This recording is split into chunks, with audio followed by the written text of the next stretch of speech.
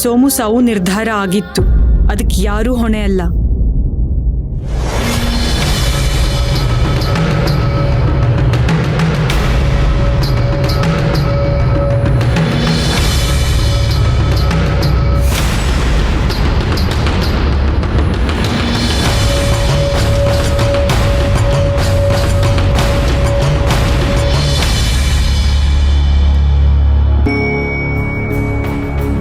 ಈ ಬಟ್ಟೆ ಇದು ಸೋಮುದು.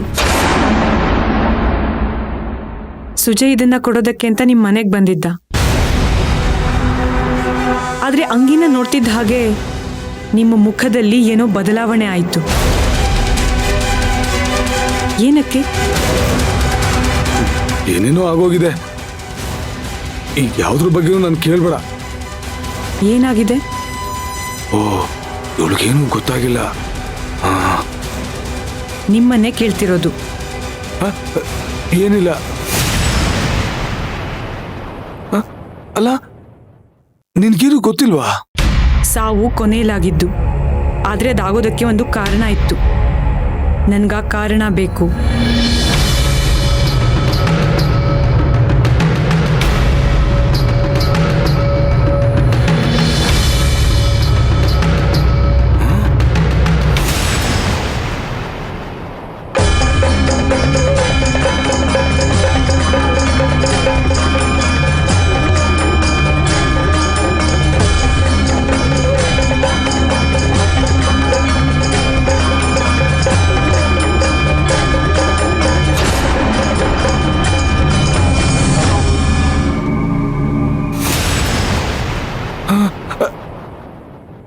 ಹುಡುಗಿ, ಸೋಮು ಸತ್ತಾಗ ಅವತ್ ನೀ ಮನೆಗೆ ಬಂದಿದ್ದೆ. ಅವನ್ ದೇಹದ ಮೇಲೆಲ್ಲ ಕೈ ಆಡಿಸ್ದೆ. ಆಗ ನಿನ್ ಮುಖದಲ್ಲಿ ಏನೋ ಬದಲಾವಣೆ ನೋಡ್ದೆ ನಾನು. ಏನದು?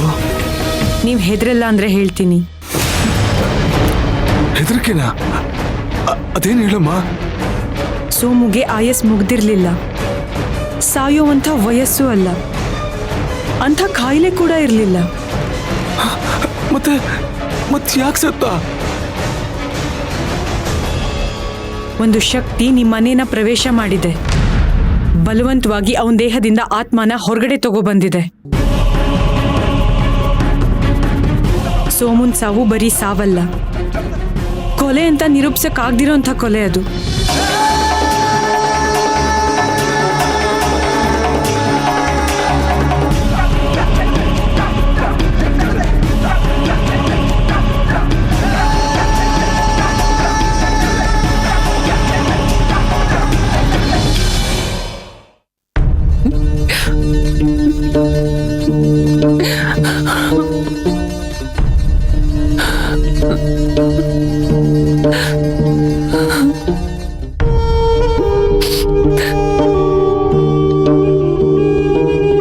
ದಿವ್ಯಾ, ನೀನ್ ಯಾವಾಗ ಬಂದಿಯಮ್ಮ? ಈಗ ತಾನೆ ನೀವು ದೀಪ ಹಚ್ತಿದ್ದಾಗ. ಬಾಮ.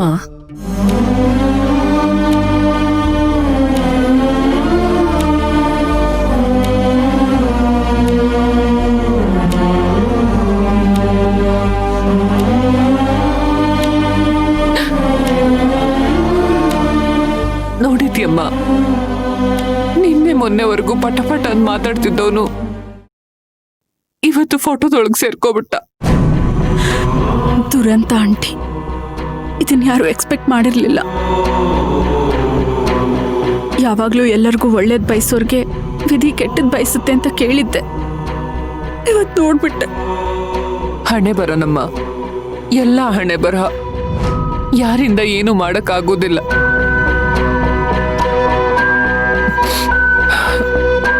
ಅದ್ ಸರಿ, ಏನಮ್ಮ ಬಂದಿದ್ ವಿಷಯ? ಯಶ್ನ ನೋಡೋಕ್ ಬಂದೆ ಆಂಟಿ. ಅವನ್ ಮನೇಲಿಲ್ವಾ? ಇಲ್ಲಮ್ಮ, ಬೆಳಿಗ್ಗೆನೆ ಎದ್ದು ಎಲ್ಲ ಹೋದ. ಎಲ್ಲಿ ಹೋದ ಅಂತೇನಾದ್ರೂ? ಇಲ್ಲಮ್ಮ, ಪಾಪ ತುಂಬಾ ನೊಂದ್ಕೊಂಡಿದ್ದಾನೆ. ಏನ್ ಮಾತಾಡ್ತಾನೆ ಹೇಳು? ಎಲ್ಲಿ ಹೋಗ್ತೀನಿ ಅಂತ ಅವನು ಗೊತ್ತಿದ್ರೆ ತಾನೆ ನಮಗ್ ಹೇಳೋದು. ನಾನು ವಿಚಾರ್ಸಕ್ ಹೋಗ್ಲಿಲ್ಲ. 2 ದಿನ ಅವನ್ ಅವನಿಗೆ ಹೇಗ್ ಬೇಕೋ ಹಾಗಿರ್ಲಿ ಅಂತ ನಾನು ಸುಮ್ಮನೆ ಇದ್ದೀನಿ. ಸೋಮು ಅಂದ್ರೆ ಅವನಿಗೆ ಪಂಚ ಪ್ರಾಣನಮ್ಮ. ಅಪ್ಪ ಅಮ್ಮನಿಗಿಂತ ತುಂಬಾ ಜಾಸ್ತಿ ಪ್ರೀತಿ ಮಾಡ್ಬಿಟ್ಟ. ಯಾಕೋ ನನ್ನ ಹೊಟ್ಟೆ ಪುಣ್ಯನೇ ಸರಿ ಇಲ್ಲ. ಎಲ್ಲ ಮಕ್ಕಳು ನೋವು ಪಡೋದನ್ನೇ ನೋಡೋದಾಗೋಯ್ತು ನನ್ ಕತೆ. ನನ್ ಮಗಳು ಗಂಡ ಇಲ್ದೆ ಕೊರಗ್ತಿದ್ಲು. ಈಗ ಇದೊಬ್ಬ ಮಗನ್ನು ಕಳ್ಕೊಂಡ್ಲು. ನನ್ ಮಗ ಅದೇನೋ ಆಗ್ತೀನಿ ಅಂತ ಬೆಂಗಳೂರಿಗೆ ಹೋದ. ಬರೋದ್ರೊಳಗೆ ಹೀಗಾಗೋಯ್ತು. ಇನ್ನೊಂದು ಬೆಂಗಳೂರಿಗೆ ಹೋದಾಗೇನೆ. ಕತ್ಲಾದ್ಮೇಲೆ ಬೆಳಕು ಬಂದೇ ಬರತ್ತಾಂಟಿ. ಸುಖ ದುಃಖ ಎರಡಕ್ಕೂ ದೇವ್ರು ಮೊದಲೇ ಒಂದು ಎಕ್ಸ್ಪೈರಿ ಡೇಟ್ ಅಂತ ಡಿಸೈಡ್ ಮಾಡಿ ಕಳ್ಸಿರ್ತಾನೆ. ಆ ಡೇಟ್ ಆದ್ಮೇಲೆ ಅದ್ ನಮ್ ಜೊತೆ ಇರಲ್ಲ.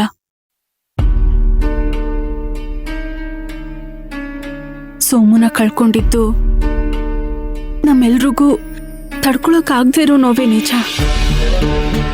ಆದ್ರೆ ಮುಂದೆ ಜೀವನನೇ ಇಲ್ಲ ಅಂತ ಅನ್ಕೊಳ್ಳೋದು ತಪ್ಪಲ್ವಾ?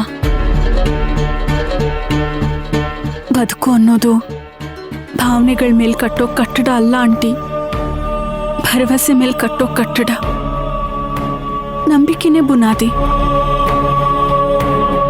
ನೀವು ದೊಡ್ಡೋರು, ತಿಳ್ಕೊಂಡಿರೋರು, ಇಂಥ ಎಷ್ಟೋ ಪರಿಸ್ಥಿತಿನ ನಿಭಾಯಿಸ್ತೋರು. ಮತ್ತೆ ಈ ಮನೆಯವ್ರ ಮುಖದಲ್ಲಿ ನಗು ಹುಟ್ಟೋದಕ್ಕೆ ನೀವೇ ಕಾರಣ ಆಗಿರ್ಬೇಕು.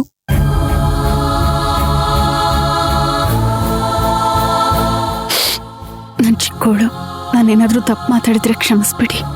ಛೇ ಇಲ್ಲಮ್ಮ, ಇರೋ ಕಾಫಿ ಮಾಡ್ಕೊಡ್ತೇನೆ. ಅದೆಲ್ಲ ಏನು ಬೇಡ ಆಂಟಿ, ನೀವು ಸುಧಾರಿಸ್ಕೊಳ್ಳಿ. ನಾನು ಎಷ್ಟಿಲ್ಲಿ ಅಂತ ಹುಡ್ಕೊಂಡು ಕರ್ಕೊಂಬರ್ತೀನಿ. ಎಲ್ಲಿ ಅಂತ ಹುಡುಕ್ತೀಯಮ್ಮ ಅವನ್ನ? ಗೊತ್ತಿಲ್ಲ, ಹುಡುಕ್ತೀನಿ.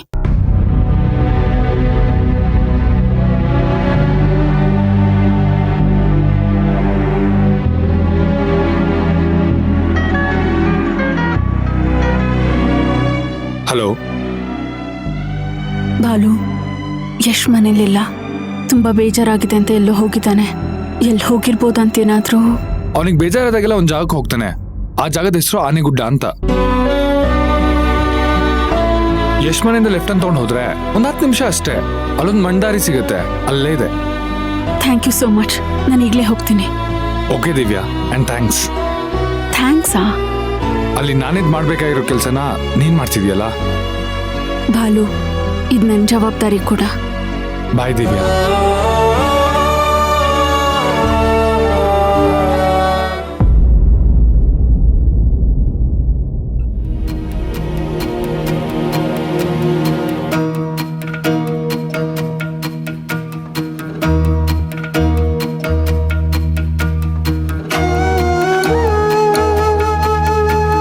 ನಾನ್ ಬದುಕಿರೋವರೆಗೂ ನಿನ್ಗೇನು ಆಗ್ಬಾರ್ದು.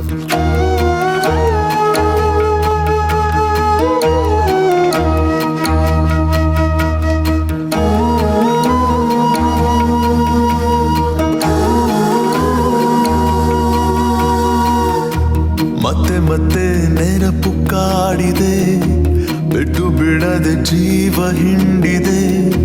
ಕಟ್ಟ ಕಡೆಗೆ ಅದೇ ದಾರಿಯಲ್ಲಿ ಪಯಣ ಸಾಗಿದೆ. ಕೊನೆಗೆ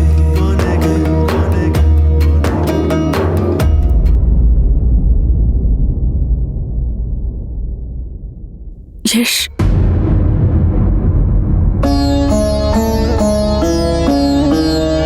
ಯಶ್,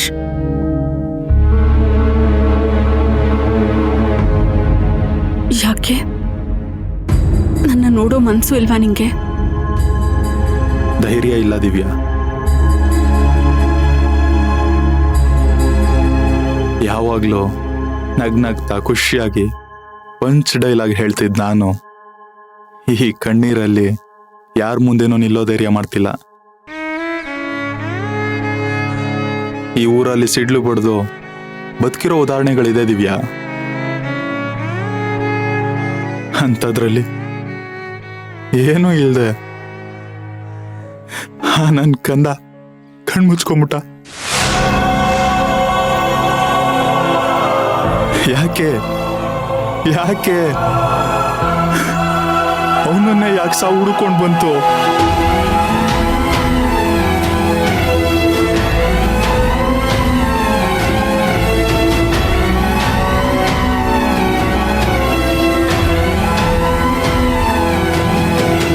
ಯಶ್, ನಿನಗ್ ಸಮಾಧಾನ ಮಾಡೋ ಶಕ್ತಿ ನನಗಿಲ್ಲ ಕಣೋ. ಯಾಕೋ ಸ್ವಲ್ಪ ಒಂಟಿಯಾಗಿರ್ಬೇಕು ಅನ್ನಿಸ್ತಿದೆ ದಿವ್ಯಾ. ಇರು, ನಾನು ನಿನಗೆ ಡಿಸ್ಟರ್ಬ್ ಮಾಡಲ್ಲ. ಬಟ್ ನಾನು ಇಲ್ಲೇ ಸುಮ್ಮನೆ ಕೂತಿರ್ಬೋದಾ?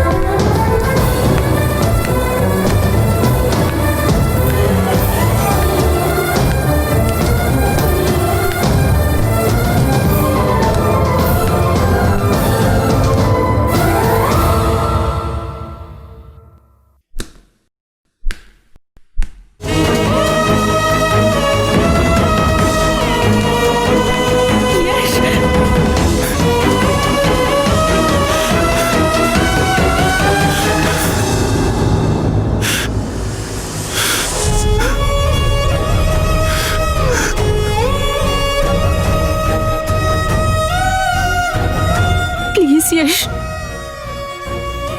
ಪ್ಲೀಸ್. ಆಗ್ತಿಲ್ಲ ದಿವ್ಯಾ, ನನಗೆ ಈ ನೋವು ತಡ್ಕೊಳಕ್ ಆಗ್ತಿಲ್ಲ.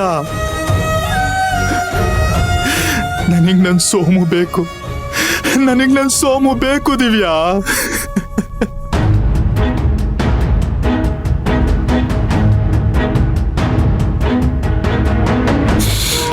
ಬೇಡ ದಿವ್ಯಾ, ಇಲ್ಲಿರ್ಬೇಡಿ, ಬೇಡ.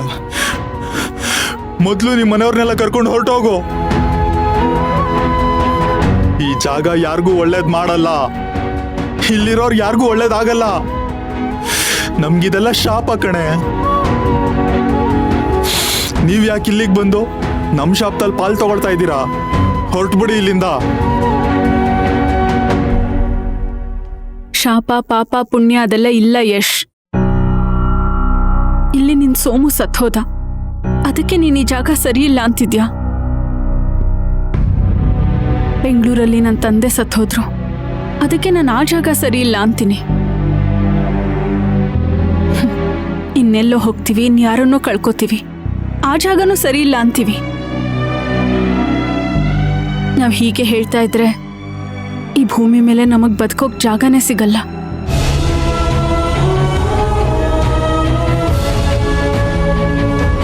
ಯಾವ ಜಾಗ ನೀನ್ ಸರಿ ಇಲ್ಲ ಅಂತಿದ್ಯೋ ಆ ಜಾಗ ನನ್ನ ತಂದೆ ತುಂಬಾ ಇಷ್ಟಪಟ್ಟ ಜಾಗ. ನೀನ್ ಸರಿ ಇಲ್ಲ ಅಂದಿದ್ದ ಜಾಗ ನನಗ್ ಭೈರವಿನ್ ಕೊಟ್ಟ ಜಾಗ. ನೀನ್ ಸರಿ ಇಲ್ಲ ಅಂತಿರೋ ಜಾಗ ನಿನ್ನಂಥ ಬಾಲು ಅಂತ ಒಳ್ಳೆ ಸ್ನೇಹಿತರನ್ನ ಕೊಟ್ಟ ಜಾಗ. ಯಾವಾಗ್ಲೂ ಕೆಟ್ಟದನ್ನೇ ಯೋಚನೆ ಮಾಡ್ಬೇಡ ಯಶ್. ನಿನಗೆ ಅರ್ಥ ಆಗಲ್ಲ ದಿವ್ಯಾ, ನಿನಗೆ ಅರ್ಥ ಆಗಲ್ಲ.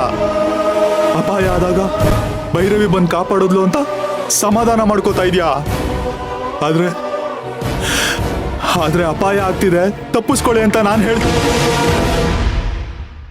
ಪ್ಲೀಸ್ ಮಾತಾಡ್ಬೇಡ.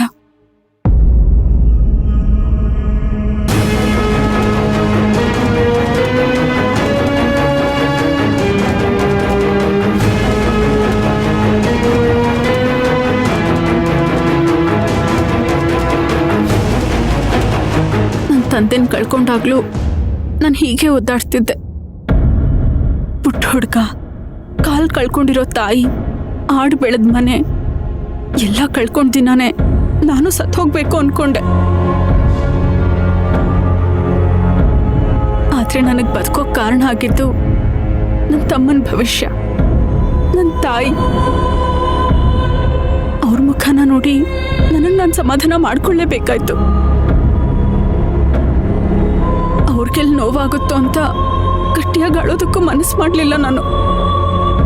ನನ್ನ ತಂದೆ ಫೋಟೋ ಮುಂದೆ 2 ನಿಮಿಷ ನನ್ನ ಕಷ್ಟಗಳನ್ನ ಹೇಳ್ಕೊಳ್ಳೋಕ್ಕೂ ಧೈರ್ಯ ಮಾಡಲಿಲ್ಲ ನಾನು. ಯಾಕೆ ಗೊತ್ತಾ,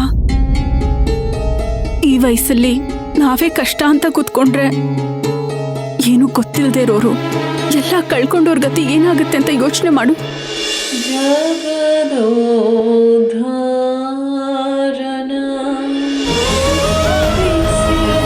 ನಿದ್ದೆ ಮಾಡ್ತಿರೋ ಮಗು ಜೊತೆ ಏನು ಆಟ ನಿಂದು? ಎಪ್ಸಿ ಕರ್ಕೊಂಡು ಹೋಗೋ ಅವನನ್ನ. ಗಟ್ಟಿ ಮನ್ಸು ಮಾಡ್ಲೇಬೇಕು ಯಶ್. ಸತ್ಯನ ಅಕ್ಸೆಪ್ಟ್ ಮಾಡ್ಲೇಬೇಕು.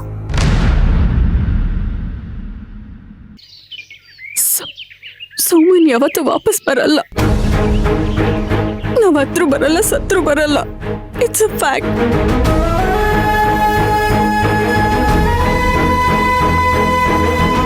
ಆದ್ರೆ ನಮ್ಮ ಮನೇಲಿ ಒಬ್ಬ ಮಗ ಇದ್ದಾನೆ, ನನ್ಗೊಬ್ಬ ತಮ್ಮ ಇದ್ದಾನೆ. ನಮ್ ಕಷ್ಟದಲ್ಲಿ ಆಗ್ತಾನೆ ಅಂತ ನಂಬ್ಕೊಂಡು ನಿಮ್ ಮನೇಲಿ 2 ಹೆಣ್ಮಕ್ಳು ಕೂತಿದ್ದಾರೆ. ಅವ್ರನ್ನ ಯಾವತ್ತೂ ಮರಿಬೇಡ ಯಶ್. ಇಲ್ದೇ ಇರೋರ್ ಬಗ್ಗೆ ಕೊರಗ್ತಾ ಇರೋರ್ನು ಕಳ್ಕೋಬಾರದು. ಹೌದು, ನಾನು ಸದ್ಯಕ್ಕೆ ಕಸ್ತೂರಿ ಬಗ್ಗೆ ಯೋಚನೆ ಮಾಡಬೇಕು. ಎಸ್, ಮದುವೆ ಆಗಿ ಸ್ವಲ್ಪ ದಿನಕ್ಕೆ ಗಂಡನಿಂದ ದೂರ ಆಗಿ ಈಗ ಮಗನ್ನೂ ಕಳ್ಕೊಂಡಿರೋ ತಾಯಿ ನಿನ್ನನ್ ಬಿಟ್ರೆ ಬೇರೆ ಯಾರೂ ಆಸರೆ ಕೊಡಕ್ ಆಗೋದಿಲ್ಲ. ಮನುಷ್ಯ ಜೀವ ಕಳ್ಕೊಳ್ಳೋವರೆಗೂ ಜವಾಬ್ದಾರಿಗಳನ್ನ ಕಳ್ಕೊಳಕ್ ಆಗೋದಿಲ್ಲ.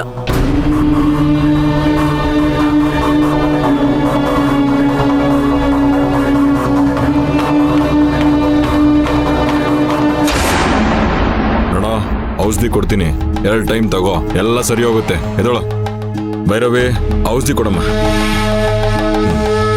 ತಗೋ, 2 ಟೈಮ್ ತಗೋಬೇಕು. ಸರಿ, ದುಡ್ಡು ಕೊಟ್ಟು ಹೊರಡು. ಬರ್ತೀನಿ. ಬರ್ರಪ್ಪ, ನೆಕ್ಸ್ಟ್ ಇಯರ್ ಬರ್ರಪ್ಪ ಇಲ್ಲಿ. ಸ್ವಾಮಿ, ತುಂಬಾ ಹೊಟ್ಟೆ ನೋವು ಸ್ವಾಮಿ. ಏನಾಯ್ತಪ್ಪ ರಾಜೀವ? ಗೊತ್ತಿಲ್ಲ ಸ್ವಾಮಿ, ತುಂಬಾ ಹೊಟ್ಟೆ ನೋವು. ಹುಷಾರ ಕೂತ್ಕೋ. ಭೈರವಿ, ಇವನಿಗೆ ಚಿಕಿತ್ಸೆ ಕೊಡಮ್ಮ. ಅಯ್ಯೋ ಬೇಡ ಸ್ವಾಮಿ, ನೀವು ಚಿಕಿತ್ಸೆ ಕೊಡೋದಾದ್ರೆ ಕೊಡಿ ಸ್ವಾಮಿ. ಇಲ್ಲ, ಹೊಟ್ಟೆ ನೋವು ಹಾಗೆ ಇದ್ರು ಪರವಾಗಿಲ್ಲ ಸ್ವಾಮಿ, ಹಾಗೆ ಇದ್ಬಿಡ್ತೀನಿ ಸ್ವಾಮಿ. ಯಾಕಪ್ಪ ರಾಜೀವ, ಏನಾಯ್ತು? ಅಯ್ಯೋ, ಇವಮ್ಮ ಔಷಧಿ ಅಂತ ಏನೇನೋ ಕೊಟ್ಬಿಡ್ತಾಳೆ. ಅದನ್ನ ತಗೊಂಡ್ರೆ 1 ತಿಂಗಳು ಪ್ರಾಣ ಹೊಂಟೋಗ್ಬಿಡುತ್ತೆ. ಏ ರಾಜೀವ, ಏನೋ ಮಾತಾಡ್ತಿದ್ಯಾ? ನೀ ಸುಮ್ನಿರೋ ಸಾಕು. ಆ ಸೋಮಗ್ ಔಷಧಿ ಕೊಟ್ಟು ಸರಿ ಮಾಡ್ತೀನಿ ಅಂತ ಹೇಳಿದ್ಲು.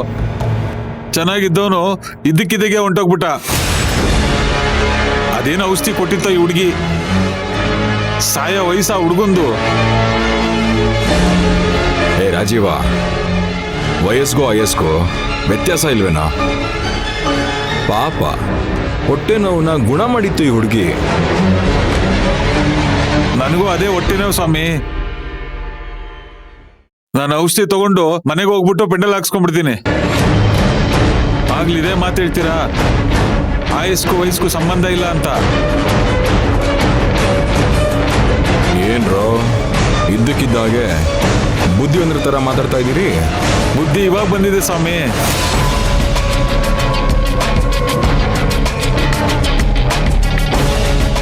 ಬೈರಿ ಪಾಪ, ಒಳ್ಳೆ ಹುಡುಗಿ ಕಣೋ. ಒಳ್ಳೆ ಹುಡುಗಿ ಅಂದ್ರೆ ಮನೆ ಕರ್ಕೊಂಡೋಗೋ. ಜನರು ಜೀವ ಜೊತೆ ಯಾಕೆ ಆಟಾಡ್ತೀರಮ್ಮ? ಏ ರಾಜೀವ, ನನ್ ಜೊತೆ ಇರೋ ಹುಡುಗಿ ಬಗ್ಗೆ ಈ ತರ ಎಲ್ಲ ಮಾತಾಡಬೇಡ. ಈಗೇನ್ ಸ್ವಾಮಿ, ಔಷಧಿ ಕೊಡ್ತೀರಾ ಇಲ್ವೋ ಸ್ವಾಮಿ?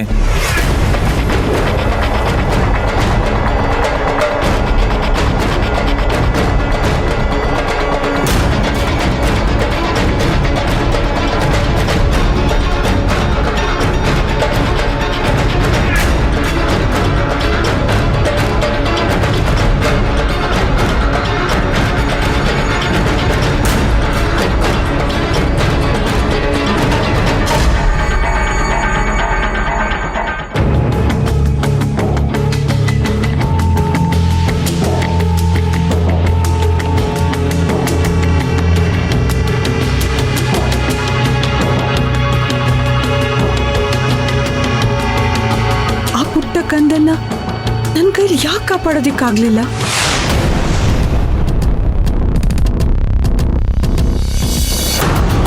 ನಿಜವಾಗ್ಲೂ ನಾನು ಕೊಟ್ಟಿದ್ದ ಔಷಧಿನೇ,